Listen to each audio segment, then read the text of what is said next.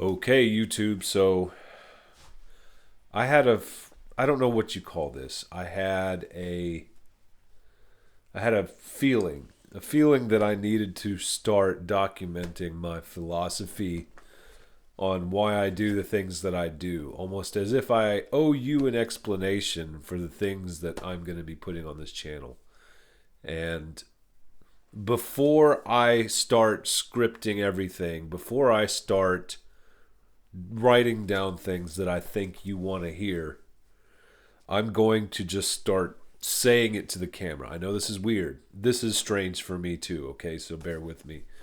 But I noticed several occasions where some of the best material would come out during planning or during just life, right? Life happens and some of the best material happens, it comes, it goes, it never even makes it to the video, it never makes it to the paper.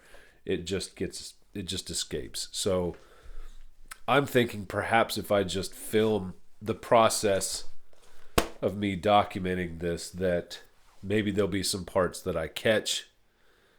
Maybe there'll be some parts that just, I don't know. I don't know. I don't know what I don't know. And I know that if I record everything, then I will catch the thing that I wanted to catch, or that it'll come to me as it happens. And, this is maybe like, think of this like freeform writing. Freeform writing where you just sort of, you don't think, whatever just comes to your mind, you drop it on the paper, and then you let the natural course of creativity sort of pick up and go. During this morning, while I was making coffee and making breakfast and doing all the things, some things that I was thinking heavily about. What defines me? What defines BG? What makes BG the way he is, and what gives me any right to step into the ring and do things that the world maybe never really asked for? Well, I mean, first of all, I guess I got to do something with my life, right? I'm going to just start with that. I got to do something. That's point number one. I wrote that down. I don't know what that means. I got to do something. I do know what that means. It means, well, I exist as a human being on planet Earth amongst other human beings. I was born into a culture, into a civilization that has a certain way of doing things. I'm sorry if I keep looking out the window. It's very pretty out today. The sun is shining. The dogs are happy. I cut the grass yesterday. I'm trying to capture the essence of springtime. And yes, I know I'm bundled up in here. As you know, in Germany, gas is becoming a thing. So we're trying to cut our costs down by not running the heat in the workshop so much. So, pretty much only for important things like hygiene, obviously, but it's not freezing yet. I mean, we're coming into spring, but it's not exactly t-shirt and shorts just yet. We're getting there, but anyways, that was a tangent that I really didn't even need to go on. But let me bring it back around. So where I started at was I'm born into this life, and I have to do something with the time that I have on planet Earth, because I'm not going to sit and do nothing, right? I haven't found a way to make my life compatible with doing the work and the bidding of others. I'm sorry. If I do I owe society an apology for that? I'm going to question that. Do I owe an apology? Some people might even think that I'm like, why would you ask that? Why is that a question? Like, this is philosophical, okay? I'm coming into this with the intention of being philosophical, of asking questions that maybe A normal person who's about their shit, who's on their game, they may not stop to ask these questions. That's not a that's not a poke at anybody else. I have to ask these questions. I don't know why, but maybe I need it for reassurance, self-assurance.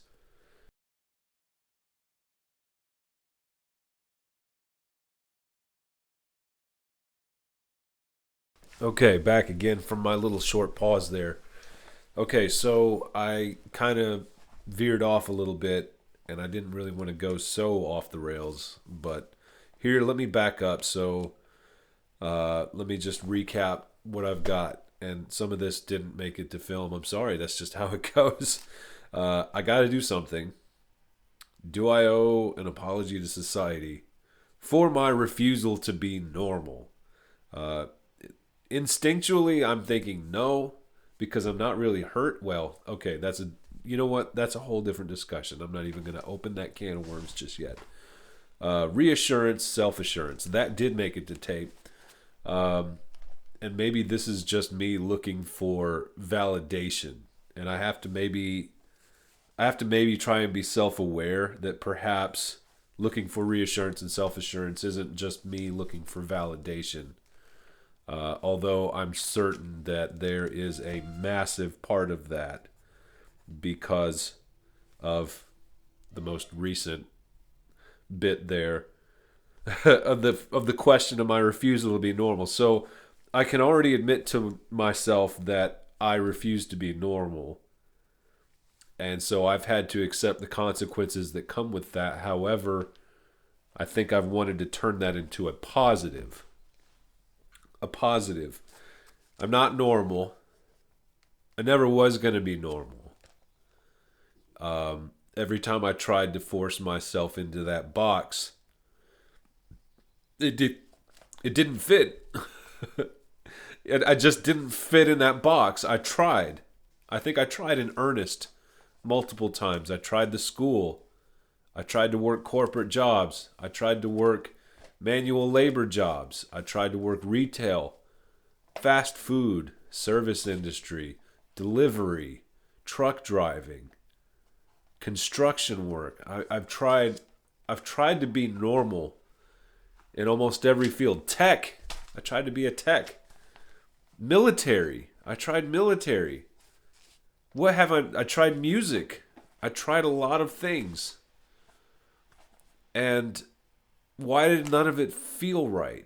None of it just like each job that I had, each position that I had, it was only a year at most, 6 months, sometimes even less, depending on the situation I found myself in, that I woke up and could not find myself continuing with that path another day. I was able to do truck driving for about 2 years, probably out of necessity. But it drove me mad. It drove me mad to the point where I started having anxiety and panic attacks in the cab of my truck at truck stops. I couldn't do it because that was too much idle time for my body and my hands.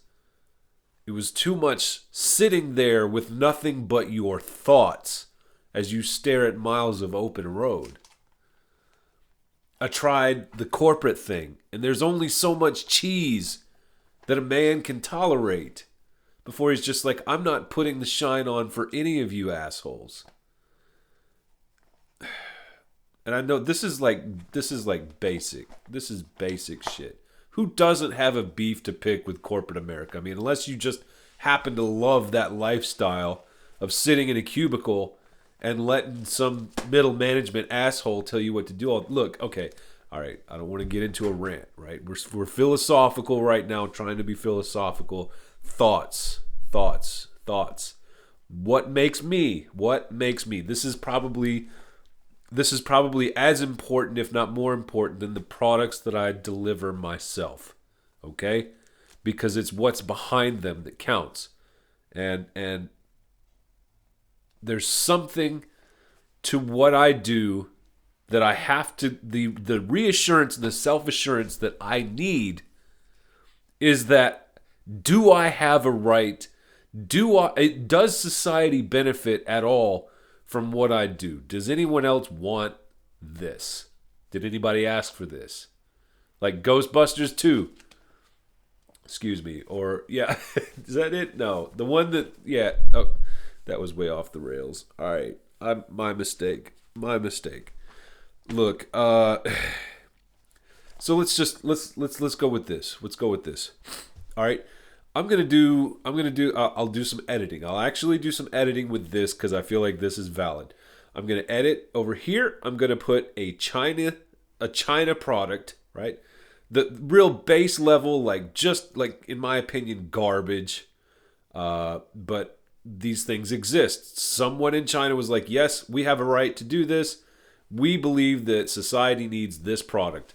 And on the other hand, I'm going to put the other extreme. This is going to be the highest end portable Bluetooth boom boxes that you can possibly imagine. All right. Now, they each have their own merits, their own reason for existing, right?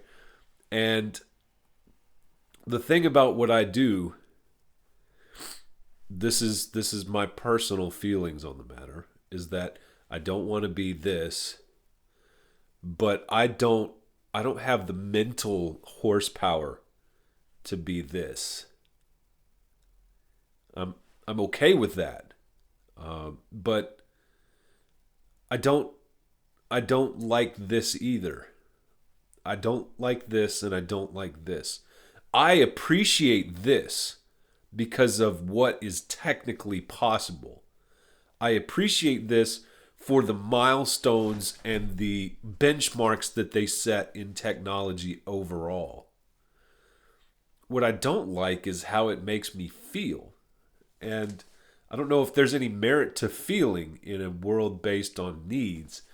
Do you need, and I'll put mine over here, do you need a boombox like this when this exists? Is this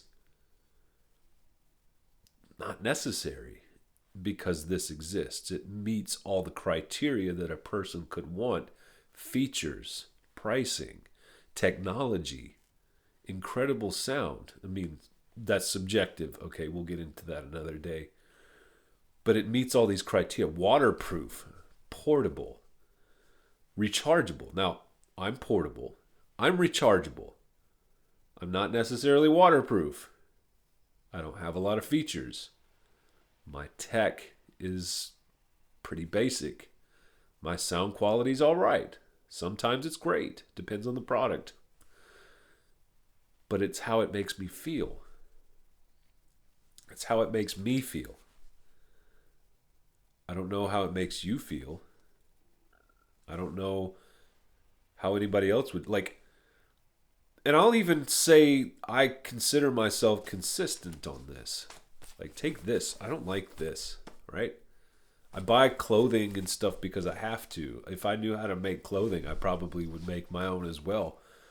But they'd all end up being some variation of a hoodie or something like that. I mean, I like utilitarian, but I like comfort. I like individual style. I like beefy, right? Like, I like things to be heavy. I like things to be like the kind of thing that just screams durable. Durable. I want something like, I haven't been interested in dainty. And that's probably because of my personality. Like, I'm not going to show up in a turtleneck with, like fine arts and like, that's not me. It isn't. It's not who I am. It's not what I do. And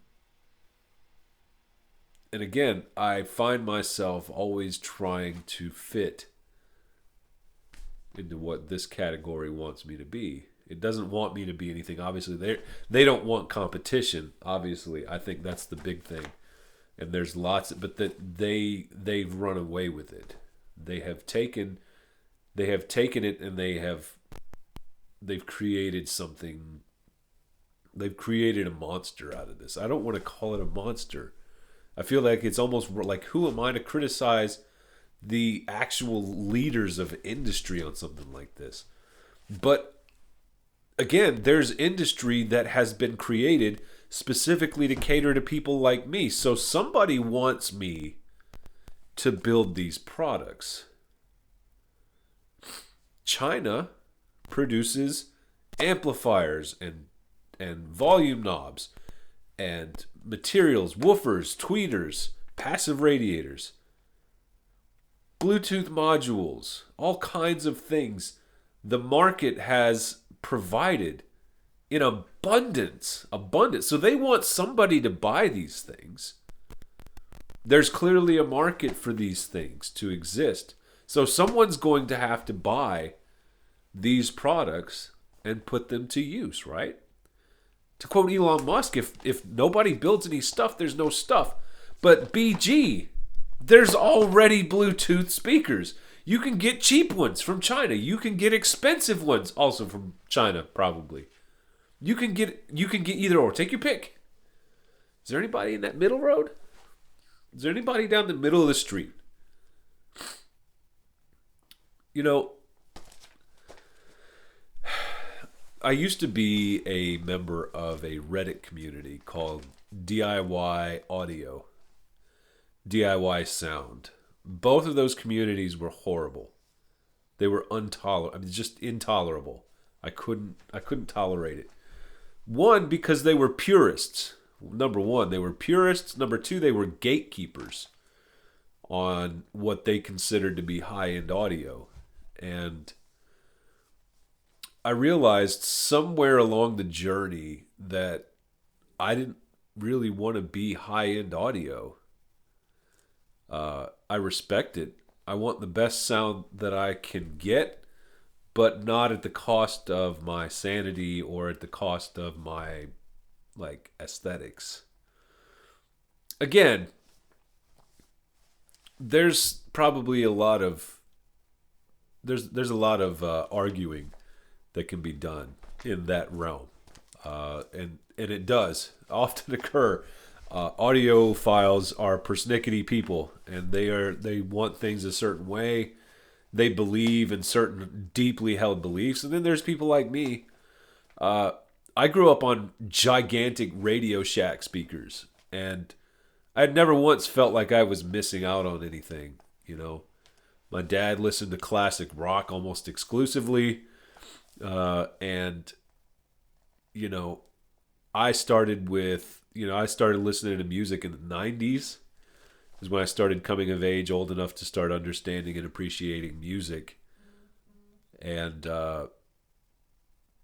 I never thought that, you know, my cheap low end stuff was bad. I thought that it captured the essence of the music fine enough. Boomy bass, crispy highs, you know, solid mid range was there. That was enough. When has it ever not been enough, right? When has listening to music ever been a battle for perfection?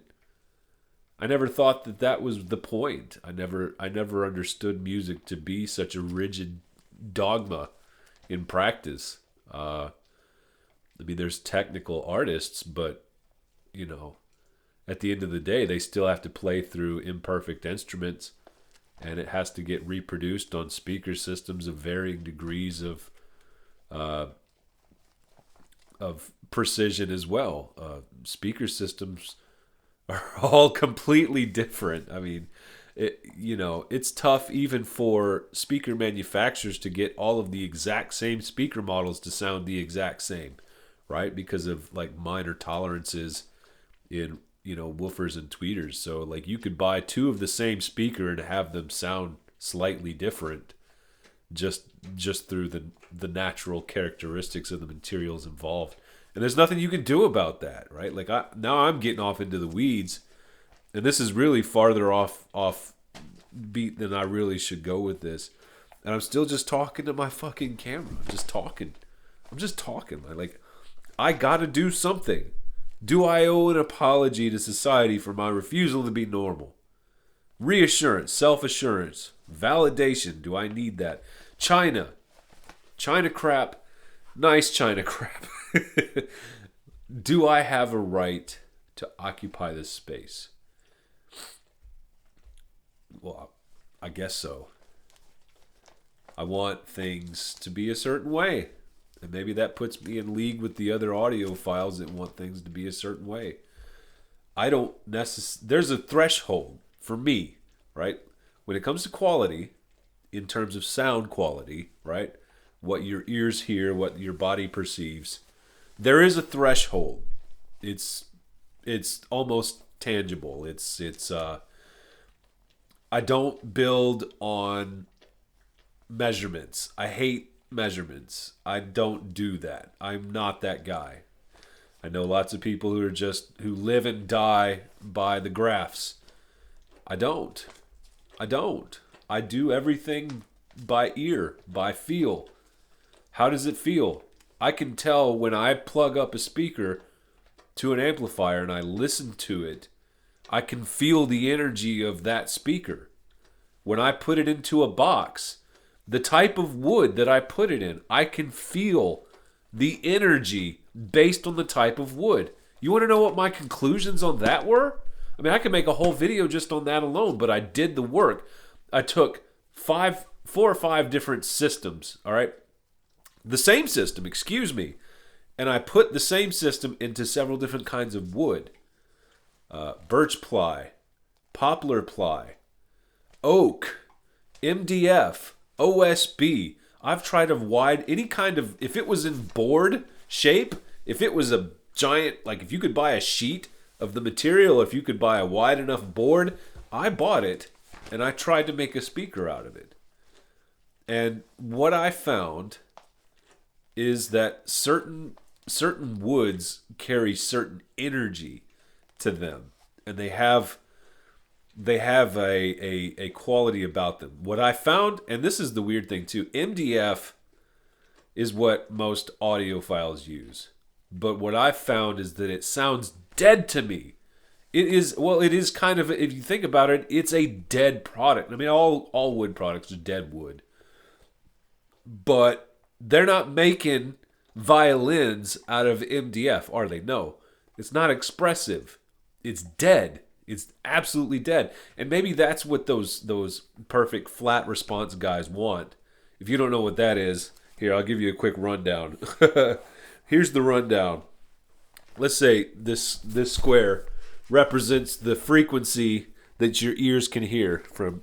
And generally, you got broken pencil, 20 hertz to 20K, right? 20 hertz to 20K. A speaker audiophile or audiophile guy in general, they want this line from 20 to 20 to be as flat as possible.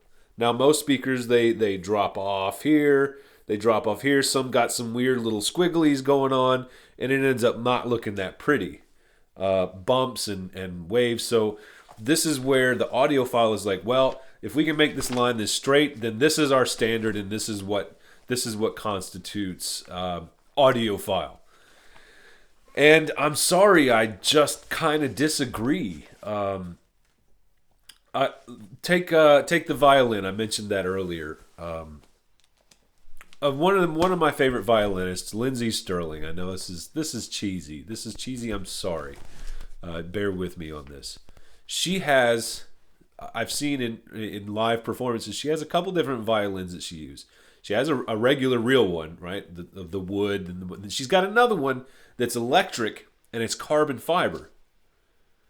Guess which one sounds better? And it ain't the carbon fiber. Why is it? The materials. It's the materials. Every time it's the materials. She plays that carbon fiber. Yeah, it still makes the sounds. It still plays the notes. It still hits the frequencies. But the energy in that product is dead.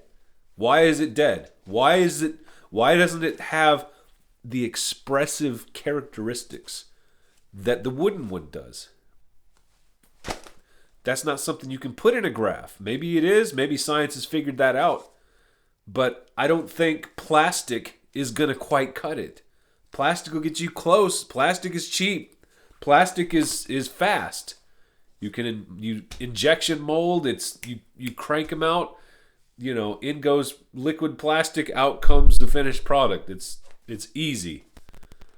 And wood has sound.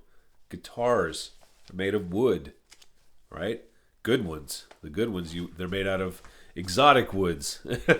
I don't know if the exotic bit is necessary, but being made out of at least a good solid hardwood seems to add an energetic and expressive characteristic to the sound. And I experience that with my products as well.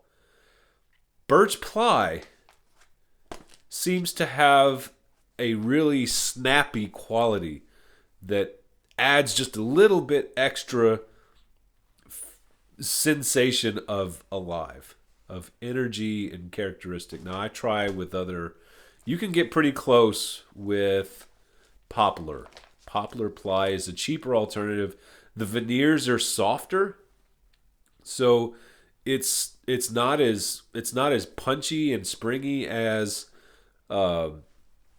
birch, but it still adds, in my personal opinion, a lot more character and energy than you get out of MDF, OSB, or I don't know what else.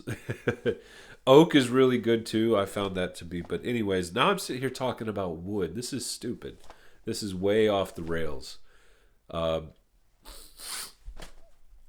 me just add a little edit right here. I'm in 30 minutes. Oh, wow. So look at these drawers behind me, right? I made these drawers for a thing, for a display. This is the other half of it right there. So they were actually one piece, but I've turned them into two here. But I was keeping my products in this display at a store. Brick and mortar's not been doing well this last couple of years. Hopefully that'll rebound. But the drawers here I want to point to specifically because this kind of captures a little bit of how I feel towards things. Things in general. I like heavy. I like thick. It doesn't even have to it doesn't have to be intricate. Here. I've got an old speaker shell here. This is a blank. Now, it's not finished, obviously. This is really thick. This is really thick wood. This is way thicker than it needs to be for a speaker of this size. But this is indicative of my mentality towards aesthetic. I feel strongly about things being of a certain density, of a certain heaviness, of a certain presence, of existence, of boldness, right? I didn't pick the colors on these because they were wishy-washy. I'm not, as you can probably imagine, my philosophy towards things doesn't also lead very well into pastels. I don't like pastels, and probably for the same reason. They're a little bit wishy-washy. They're not really a bold color. They're not really striking you in any kind of way. They're not necessarily standing out in any kind of way. And maybe that's okay for some people. That's not me. It's not me. I like things to be bold. Take a look at this. This is within arm's reach, so I'm going to grab it and pull it out. This is a planter pot that I found, and I just decided I had to have it. I've got a flamingo in it. Ignore the flamingo. That's not important. What is important here, though, is look at the colors on this. How much of this is actually wishy-washy, right? Like, it's not. It's very much trying to get your attention. But it also appears to be a pretty bulky item. It's thick. It commands your attention. It's not laser precision, dainty, turtleneck kind of stuff. So that's where I'm at with it. That's where I'm at. That's my philosophy. Do I owe society an apology for that? No. I feel like I should be able to conclusively answer that question with a no. I want heavy. I want thick. I want durable. I want long lasting. I also like the look, right? We're going into a world that kind of views aesthetic as a secondary, as a, this isn't really that important. And it's not. Maybe it's not. But my philosophy is like a hoodie. It's not necessarily beautiful. I guess that's maybe subjective. I think maybe they look great on people. I think they're fantastic. But I also understand how a hoodie makes people feel. A hoodie is comfortable. That is probably like the pinnacle of comfort in clothing. A baggy hoodie that just kind of sits just right on the skin. It allows perfect freedom of movement. It's warm. It can be bulky. It can have rich textures and rich features, right? But that's it. That's where it goes. It doesn't need to go any further than that. Just like a man, it doesn't need to go any further. Do I have to get into the weeds with tech and obsess over graphs and technical prowess? Do I have to go that route? Or is it cool for me to be a hoodie? Is it cool for me to make things that make me feel a way? Right? Like when you talk to musicians that made it, what are some of the things that they had to say? They say, why did you make the music you made? Well, I made the music that I wanted to make, because nobody else is making it, right? Like I made the music that I wanted to hear. A lot of great musicians had that mindset of, this is the music I wanted to hear, but nobody was making it, so I had to make it. And these are the boom boxes and the projects. And I mean, this really is more than just boom boxes. I got to be real. This is a lot more than just boom boxes. This is everything. This translates to everything. And I plan to bring this into everything that I do. This goes towards my scooter project as well. Why scooters? Why scooters? Of all things that you could be into, why? Why? For me, it's ease. It's an acceptance, an understanding of your position in life, right? It's understanding that, yes, greater things exist, but that doesn't mean you have to be miserable because you don't have them. You can still enjoy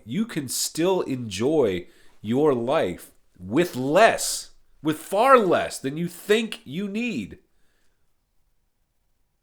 The thing about the scooter, right? It's not fast. It is not fast. It's not. It's terribly slow. Everybody knows that they're slow. That was the point. But what does it force you to do? Well, interstates are out. No Autobahn for you. That means you got to stick to the back roads. You got to stick to the small city roads. You got to go places that the big cars and the big trucks don't want to go, because that's not what this was designed for. It was designed for you to take your time. And I think that's where I'm at. I got to take my time. But I want to enjoy the trip. Actually enjoy the trip. Now, I'm not talking about load up everybody in the car, hit the interstate, drive for 8 hours, arrive at your destination, and then the vacation begins. No. I'm talking about every inch of this journey has to be, well, it doesn't have to, I guess. There's still going to be mundane, but every bit of this journey needs to be part of the experience and not just, this is not just a passing phase. This isn't just a passing state of mind. Like, you sit in the car for 8 hours, it sucks. You stare at the interstate. The interstate doesn't give you the full picture of what's around you. It doesn't. It doesn't tell you about the mindset of a city. It doesn't give you a proper layout of the land. You know why? No, I mean, because interstates and autobahns have to be built to a certain spec. They can't turn sharp. They can't have steep gradients in one way or the other. And so the landscape of the physical landscape of the earth has to be flattened and changed and straightened to accommodate for an interstate. So while, yes, you had enough money, you were successful in life enough to purchase a fine luxury automobile or a fine luxury motorcycle, and you may take it up to speeds that will effectively get you from point A to point B quickly. But what did you see? What did you experience? What did you feel? What did your soul take in or take away from that? No? I don't know if this has become philosophical, or this is not me asking questions, or if this is me just telling you what you should think. I don't know. I don't know if I'm even on track right now. My mind has a tendency to wander like that. Where am I at? It's 36 minutes. This is already over 45 minutes of just straight talking to the camera. I'm not even looking at this anymore. I've gone so far off the rails. I'm sorry. So maybe you got your apology after all.